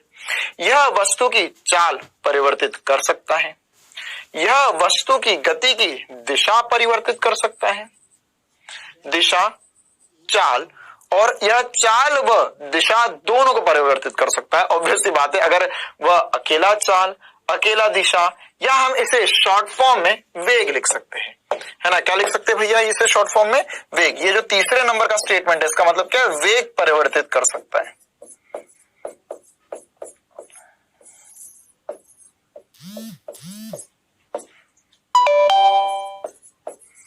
वेग परिवर्तित कर सकता है, ठीक है। फिर उसके बाद में यह वस्तु के आकार या आकृति को परिवर्तित कर सकता है ना। ये भी एक इंपॉर्टेंट सी बात है ना। ये तो हमने सब समझ लिया सर। जैसे अगर एक बॉल आ रही है उसको बॉल को मार दिया, दिशा परिवर्तित कर दी, वेग परिवर्तित कर दिया, रुकते हुए चल दिया, चलते हुए रुक गया। ये आकृति को कैसे परिवर्तित कर सकता है? जैसे मान के चलो हमारे पास एक स्पंज है ना, एक स्पंज। तो स्पंज को हमने दबाया, तो स्पंज को दबाया तो स्पंज दबाने से क्या होगा भैया? उसकी आकृति परिवर्तित हो जाएगी, उसका आकार परिवर्तित हो जाएगा, ठीक है। या जैसे अगर मान के चलो मेरे हाथ को अपने हाथ के दर से दबाया जोर से, तो देखो ये हाथ का आकार परिवर्तित हो गया, ये आकृति परिवर्तित हो गई, बदल गया, है ना। तो यहाँ पर यह वस्तु के आकार या आकृति को परिवर्तित कर सकता है बल। अब बल का जो मात्रक होता है बेटा, वो मात्रक होता है न्यूटन। अभी न्यूटन बना कैसे, ये द्वितीय नियम के बाद हम समझेंगे। लेकिन अभी के लिए हम समझ सकते हैं कि बल का जो निरपेक्ष मात्रक होता है वो होता है न्यूटन। बल का जो मात्रक होता है वह न्यूटन होता है। साथ ही साथ इसका जो सीजीएस मात्रक होता है वो डायन होता है, ठीक है, क्या होता है डायन, वो भूत प्रेत वाली डायन नहीं बोल रहा हूं मैं, है ना, क्या बोल रहा हूं, डायन, है ना, इसको हम डायन नहीं बोलेंगे, डाइन, क्या बोलेंगे, डाइन।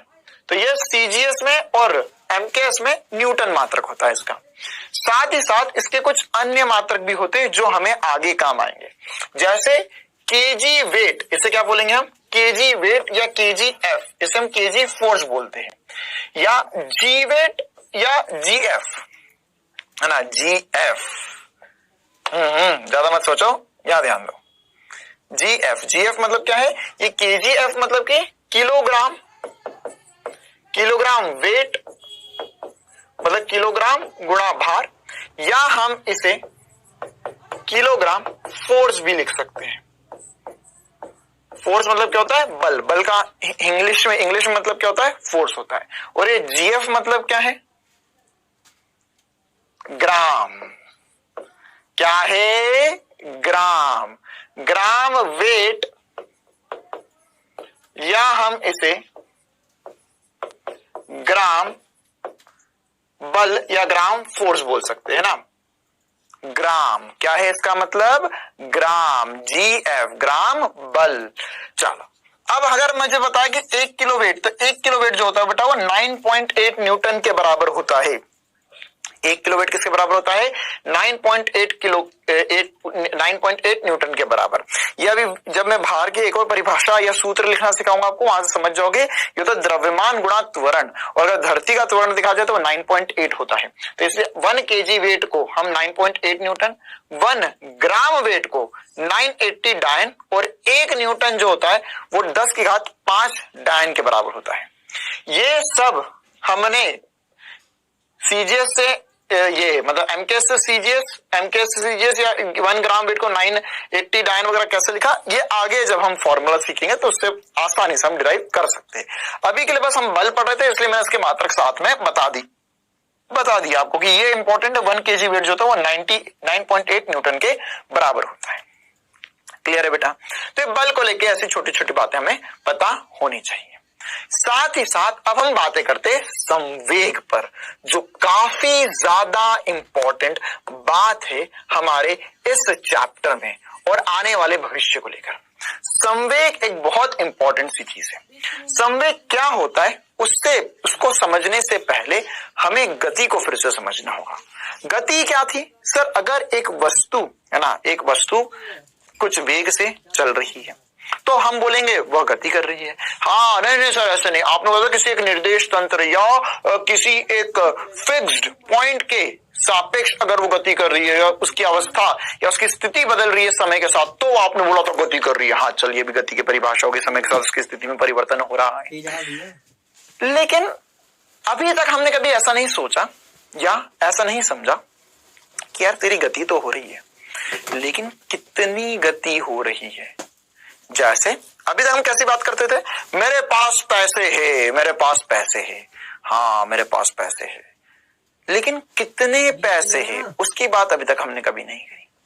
ठीक है, मतलब हम ये बात कर रहे थे अभी तक कि पैसे है या नहीं है ना, मतलब वस्तु के पास गति है या नहीं है, मतलब उसके पास वेग है या नहीं है ना। जैसे तुम्हारे पास कुछ पैसे है या नहीं है ना सर, पैसों के टर्म्स में बहुत जल्दी समझ में आता है ना सर, पैसा ही पैसा होगा, है ना। तो अब अगर पैसा है या नहीं है, तो पैसा है या नहीं है, गति है या नहीं है, वो अभी तक हम समझते थे विरामावस्था में या गतिमान है।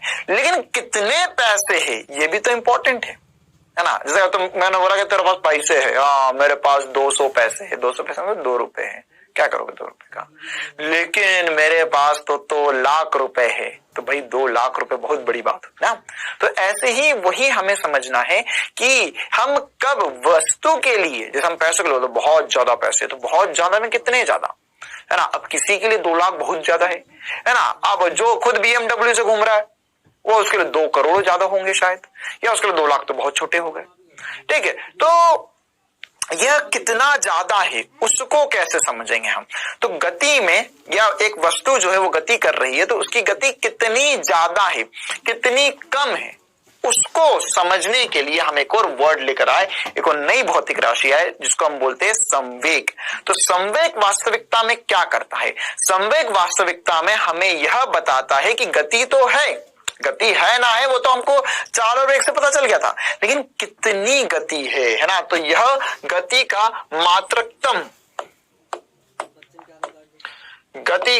मात्रकतम प्रभाव व्यक्त करने वाली भौतिक राशि को संवेग कहते हैं, है ना। लोग संवेग को रट लेते हैं लेकिन फील नहीं ले पाते। इसका 100% फील हर एक कमांडो को आना चाहिए कि संवेग का मतलब एसपी सर क्या समझाना चाहते हैं। संवेग का मतलब क्या समझाना चाहते हैं सर, कि तेरे पास गति तो है लेकिन कितनी है, कितना मात्रा है उसकी, वह हम संवेग से समझते हैं। ठीक है, जैसे फॉर एग्जाम्पल अगर मैं बोलूं कि कोई एक वस्तु है जो 10 मीटर पर सेकंड से चल रहा है, 10 मीटर पर सेकंड से चल रहा है, अच्छा, लेकिन 10 मीटर पर सेकंड, क्या 10 मीटर पर सेकंड से तुम्हें कुछ हानि हो सकती है? मान के चलो, सोचो, मैंने बोला कि एक वस्तु है वो 10 मीटर पर सेकंड से चल रही है, क्या तुम्हें कुछ हो सकता है इससे, है ना? क्या तुम चोटिल हो सकते हो, है ना? या अगर कोई एक वस्तु 10 मीटर पर सेकंड से तुम्हारे ऊपर से निकल जाए तो क्या तुम्हारा पांव टूट जाएगा? नहीं सर, शायद ना टूटे, टूट सकता है अगर वो 10 मीटर पर सेकंड से ट्रक चल रहा होगा तो, है ना। अगर ट्रक एक बहुत धीरे ट्रक भी आ रहा है, टच भी कर दिया ना तुमको, ऐसे ट्रक आ रहा है, टच कर दिया, मान के चलो तुम साइकिल से चल रहे हो, ट्रक आया जैसे टच कर दिया, तो क्या होगा? तुम्हारी साइकिल पता नहीं कहां ही जाएगी और तुम उछल के, है ना। और अगर साउथ इंडियन पिक्चर हुई तो तुम उछल गए ट्रक के ऊपर, है ना। तो ऐसा तो वास्तविक जीवन में तो नहीं होगा, तो नहीं उछलोगे, है ना, लेकिन हो सकता है तुम चोटिल जरूर हो जाए। लेकिन अगर 10 मीटर पर सेकंड से ये पेन मैंने तुम्हारी तरफ फेंक दिया तो 10 मीटर पर सेकंड बहुत कम होता है, उससे कुछ नहीं होगा ना, हो सकता है थोड़ा सा थोड़ी सी लग गई, है ना। या 10 मीटर पर सेकंड से एक चींटी चल रही है, चींटी उड़ रही है, कुछ भी, अगर तुमसे टकरा जाए तो कुछ नहीं होगा, ठीक है। तो मतलब 10 मीटर पर सेकंड तो इंपॉर्टेंट था, लेकिन कौन चल रहा है, मतलब कौन चल रहा है, उसका द्रव्यमान भी इंपॉर्टेंट है। क्लियर है बात, है ना। इसी प्रकार से मान के चलो 100 ग्राम की, है ना, 100 ग्राम का वस्तु है कोई, वो मैंने तुम्हारे ऊपर फेंक के मार दी, तो 100 ग्राम कितना होगा? इतना होगा 100 ग्राम, इतनी छोटी सी वस्तु होगी 100 ग्राम की, है ना। 100 ग्राम को मैंने फेंक दी, तो तुमने कैच कर लिया वहां। 100 ग्राम की अगर बंदूक की गोली चल गई ना, मतलब उसका वेग बहुत ज्यादा होगा। अब करके बताओ कैच।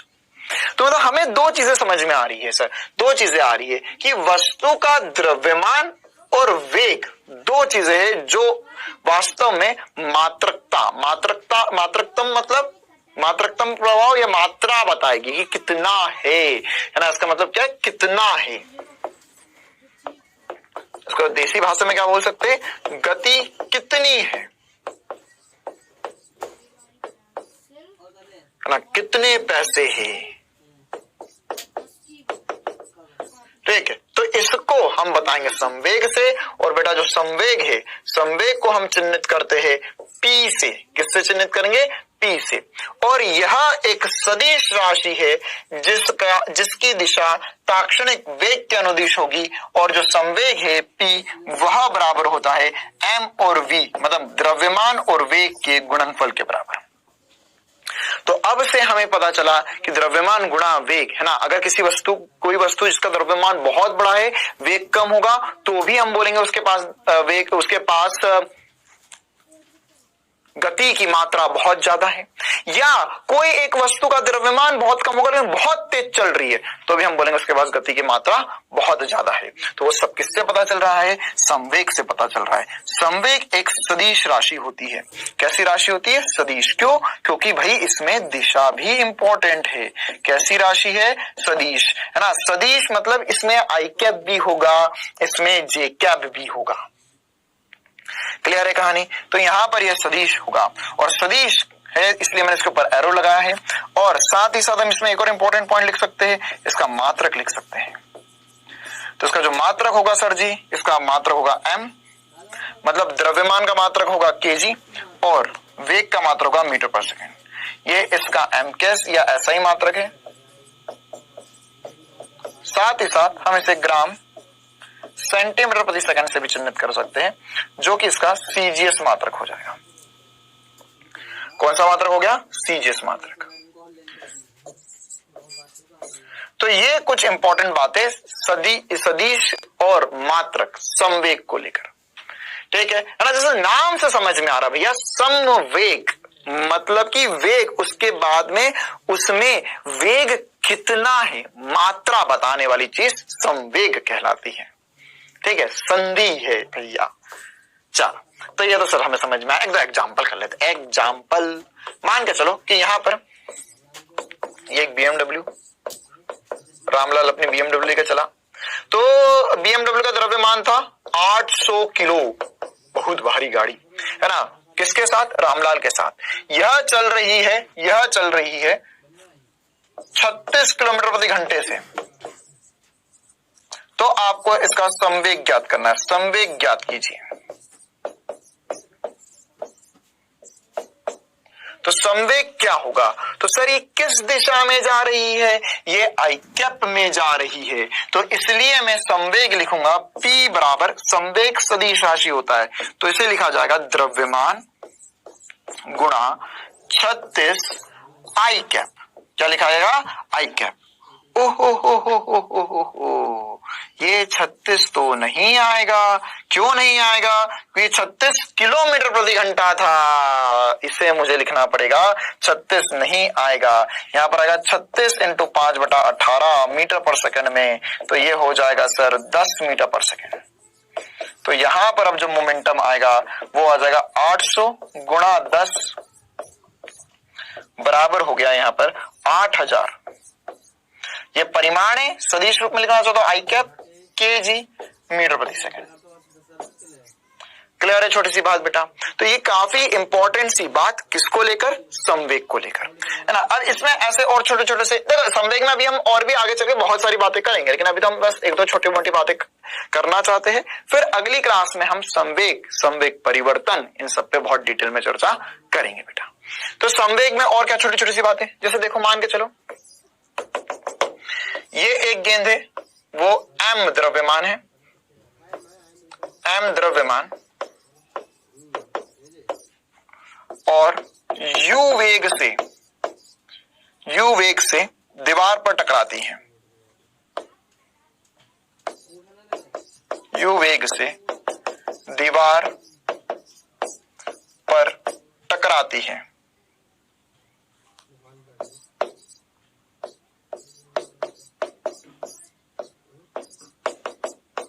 तब टक्कर के पहले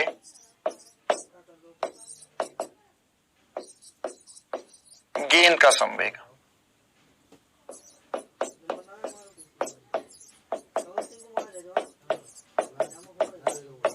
क्या होगा? टक्कर के पहले गेंद का संवेग, तो टक्कर के पहले गेंद का संवेग क्या होगा? P बराबर होगा सर mv। अरे द्रव्यमान m है, वेग u है, तो ये आई कैप, ये संवेग होगा। अच्छा, ऐसे ही टक्कर के बाद संवेग पूछा होता तो क्या बोलते हैं? टक्कर के बाद संवेग, टक्कर के बाद संवेग,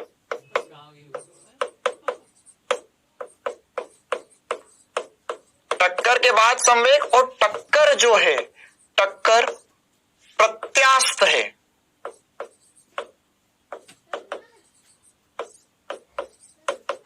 क्या कहा हो गया? ये ऐसा हुआ बेटा, जो प्रत्यास्थ टक्कर होती है ना, इसका मतलब क्या होता है, क्या इसके और गुण होते हैं, ये हम आगे चलकर पढ़ेंगे। लेकिन अभी के लिए हमें ये समझना होगा प्रत्यास्थ टक्कर मतलब ये होता है कि अगर गेंद यहां पर दीवार पर यू वेग से टकराई है तो वो टक्कर के बाद यू वेग से, यू चाल से ही वापस आएगी, है ना। तो इसका मतलब क्या हुआ? इसका मतलब यह प्रत्यास्थ मतलब यह हुआ कि टक्कर से पहले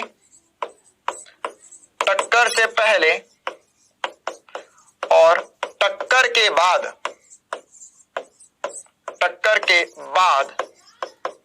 वेग समान होगा। वेग नहीं रहे, चाल समान होगी। सर चाल क्यों बोल रहे? अरे दिशा बदल गई ना। वेग कैसे समान होगा? आ रही थी, जा रही थी, आई कैप में आ रही है, माइनस आई कैप में जा रही है, तो बाद चाल समान होगी।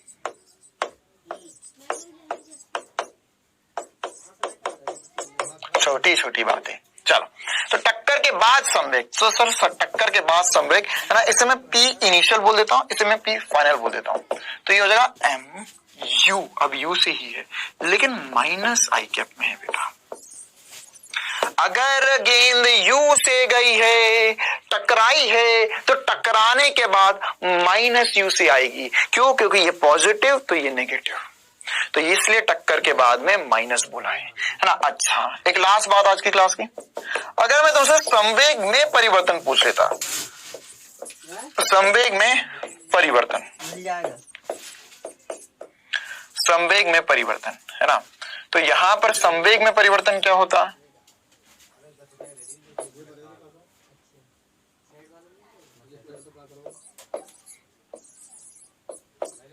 तो संवेग में परिवर्तन कितना होता सर? डेल्टा पी होता। डेल्टा पी क्या होता सर? ये तो P final minus P initial होता। पी फाइनल कितना होता? पी फाइनल है sir minus M U I cap. P final initial कितना है? माइनस साइन तो ये रहा है ना, एम यू आई कैप, या मैं इसे लिख सकता हूं minus 2 M U I cap है ना। या इसका मैं परिमाण पूछूं तुमसे, परिमाण पूछूं तो परिमाण तुम बोलोगे sir 2 M you.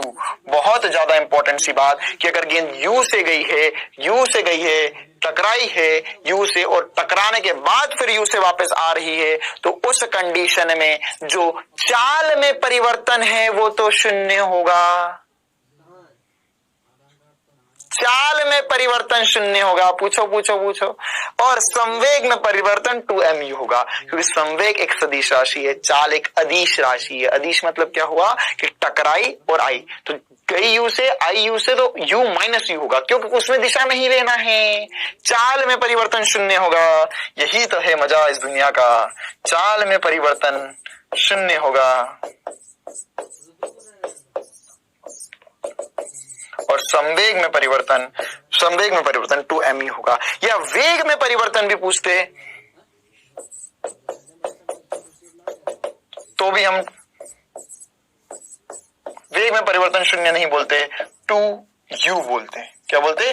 2u। You से गई माइनस यू से आई, तो माइनस यू माइनस 2u, या अगर मैं परिमाण लिख रहा हूं तो 2u, केवल परिमाण लिख रहा हूं तो 2u। इस पर हम अगली क्लास में और चर्चाएं करेंगे बेटा। चलो, तो आज की क्लास इतनी ही रखते हैं। अरे चमका ना सबको, अभी रोने मत बैठ जाना। अरे वेग, वेग होता है, वेग कैसी राशि होता है? वेग होता है यहाँ पर, वेग होता है एक सदिश राशि। तो सदिश राशि होगा तो ये u से गई है ना, तो ये भी तो करेंगे माइनस यू, तो माइनस 2u बन जाएगा है ना। अगर मैं परिमाण लिख रहा हूं यहाँ पर, केवल परिमाण,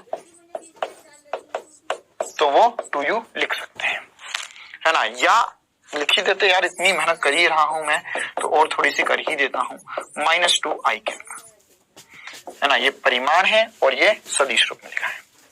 चलो, 2 सवाल दे रहा हूं बहुत ही आसान से क्विज के रूप में, जल्दी से इनके जवाब बताओ।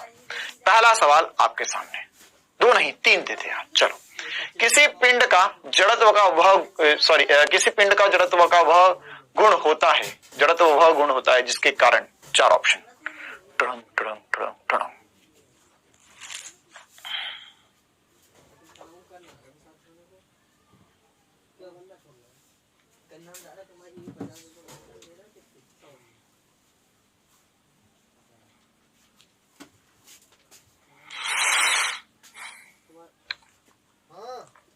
आगे जवाब।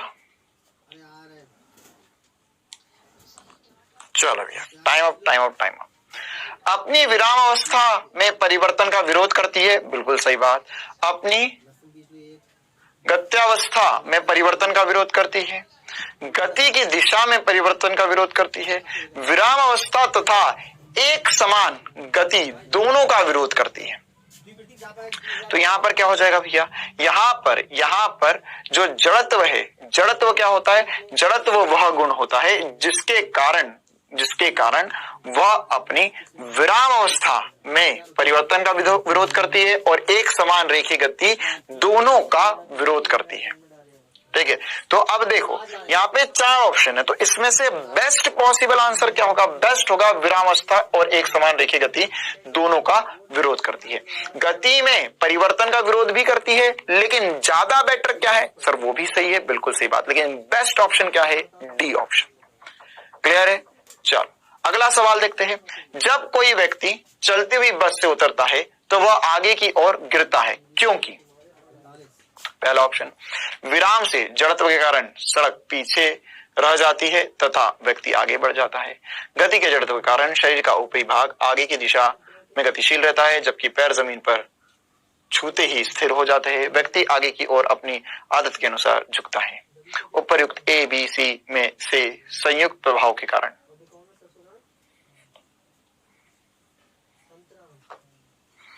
जल्दी से इसका जवाब बताओ।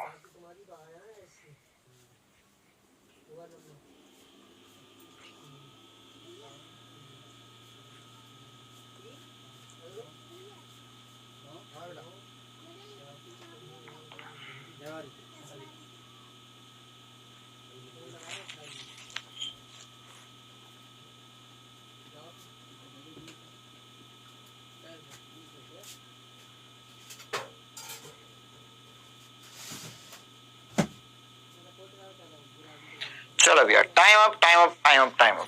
क्यों झुकता आगे? पहला ऑप्शन क्या है? विराम के जड़त्व के कारण।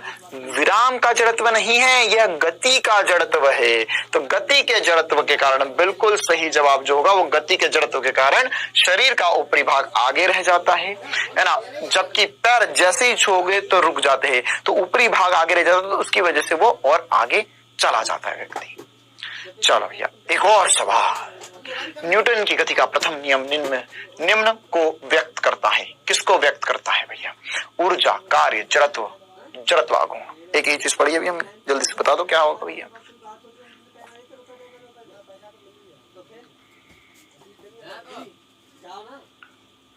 चलो बेटा, एकदम आसान सा सवाल है और 10 सेकंड का सवाल है।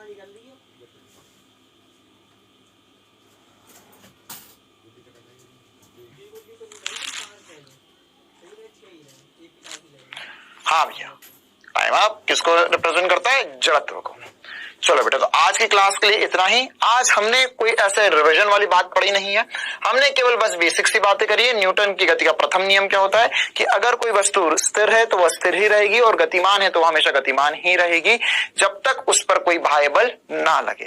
तो अगर बाह्य बल नहीं लग रहा है तो वह स्थिर रहेगी हमेशा, और अगर गतिमान है या एक समान गति कर रही है तो एक समान गति ही करती रहेगी। ठीक है, फिर उसके अंदर हमने इसमें पढ़ी थी इंपॉर्टेंट सी बात, जिसका हमने बोला था जड़त्व। और सबसे इंपॉर्टेंट सी बात तो जड़त्व होता है वो समानुपाती होता है द्रव्यमान का। जिसका द्रव्यमान जितना ज्यादा उसका जड़त्व उतना ज्यादा होगा। जड़त्व 3 प्रकार के होते हैं। कौन कौन से होते हैं? एक विरामावस्था का जड़त्व, एक गति का जड़त्व और एक दिशा का जड़त्व। तो यहाँ पे विरामावस्था का जो जड़त्व होगा, विरामावस्था का जो जड़त्व होगा वो क्या होगा? विरामावस्था का जड़त्व मतलब कि वह अगर रुका है तो रुका रहना चाहता है ना, गति कर रहा है तो गति करते रहना चाहता है। यह किसका होगा भैया? ये गति का जड़त्व हो जाएगा। और वो जिस दिशा में चाह रहा है उसी दिशा में गति करता रहेगा। यहाँ पर यह किसका होगा? दिशा का जड़त्व होगा। इन सब के काफी सारे एग्जाम्पल्स हमने डिस्कस करे है ना। वो मुझे उम्मीद है आप लोगों को सबको बहुत बढ़िया तरीके से चमके होंगे। साथ ही साथ फिर हमने बल पे चर्चा करी। बल क्या होता है भैया? बल, अगर एक वस्तु को आप धक्का लगा रहे हो या खींच रहे हो तो धकेलने और खींचने में जो कारक होता है उसको हमने क्या बोला था? बल। और बल का मात्रक डिस्कस किया जिसको हमने बोला N न्यूटन, और इसका जो सीजीएस मात्रक है वो डायन है। डायन नहीं है, डाइन है। क्या है? डाइन। फिर उसके बाद में आखिरी में हमने डिस्कस किया संवेग। संवेग एक्चुअल में क्या बताता है? आपको मात्रा बताता है कि हमारे पास हमारी जो गति है वो कितनी गति है। क्लियर है? तो ये मात्रा बताता है, इसको हम चिन्हित करेंगे P से, और ये होता है m/v के बराबर। ठीक है, इस पे हमें और भी चर्चाएं करनी है, इसके ग्राफ वगैरह भी और थोड़े बहुत हम वो नेक्स्ट क्लास से शुरू करेंगे। और उसके बाद में हम न्यूटन की गति का द्वितीय नियम भी अगली क्लास में पढ़ेंगे। चलो बेटा, तो आज की क्लास के लिए इतना ही रखते हैं। हर बार की तरह होमवर्क आपको ऐप में ही मिल जाएगा, और अगली क्लास में मिलेंगे न्यूटन के गति के दूसरे नियम के साथ। तो जितना पढ़ा एक बार रिवाइज कर लेना। मिलते हैं अगली क्लास में, तब तक के लिए बढ़िया से पढ़ते रहो, स्वस्थ रहो,